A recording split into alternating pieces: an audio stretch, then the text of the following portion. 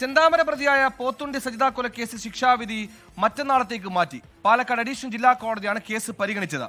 പ്രതി കുറ്റക്കാരനാണെന്ന് കണ്ടെത്തിയതിന് പിന്നാലെ കോടതി ഇന്ന് വിശദമായ വാദം കേട്ടു.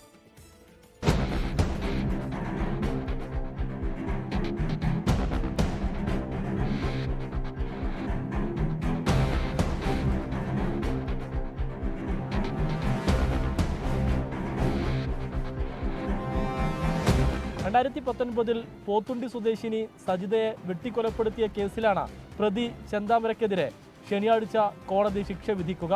പ്രതി കുറ്റക്കാരനാണെന്ന് കണ്ടെത്തിയ വിധിയിൽ ഇന്ന് വിശദമായ വാദം കേട്ടു. പ്രതിക്ക് വധശിക്ഷ തന്നെ വേണമെന്ന് പ്രോസിക്യൂഷൻ വാദിച്ചു.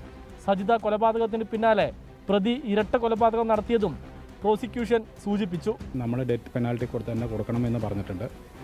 അതിൻ്റെ കാര്യങ്ങളെല്ലാം വിശദീകരിച്ച് കൊടുത്തിട്ടുണ്ട്. അവരും അത് അറസ്റ്റ് കേസിൽ പെടില്ല, കാരണം ഇയാൾക്ക് ഈ കേസിന് മുമ്പ് ഒരു കേസും ഇല്ല എന്നൊരു വാദം മാത്രമേ അവർ ഉന്നയിച്ചിട്ടുള്ളൂ. ശിക്ഷയിൽ ഇളവ് വേണമെന്ന് വാദിച്ച പ്രതിഭാഗം ഇരട്ട കൊലപാതകം ഈ കേസുമായി കൂട്ടിക്കെട്ടരുതെന്നും കോടതിയെ അറിയിച്ചു.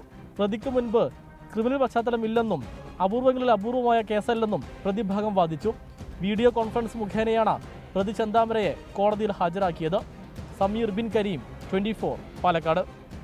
ലോകത്തെവിടെയായാലും ഏത് സമയത്തും 24 വാർത്തകളും ഓഗ്മെന്റഡ് റിയാലിറ്റി പാക്കേജുകളും എക്സ്പ്ലെയിനറുകളും വിശദമായി കാണാൻ ഞങ്ങളുടെ യൂട്യൂബ് ചാനൽ നിങ്ങൾക്ക് സബ്സ്ക്രൈബ് ചെയ്യാം.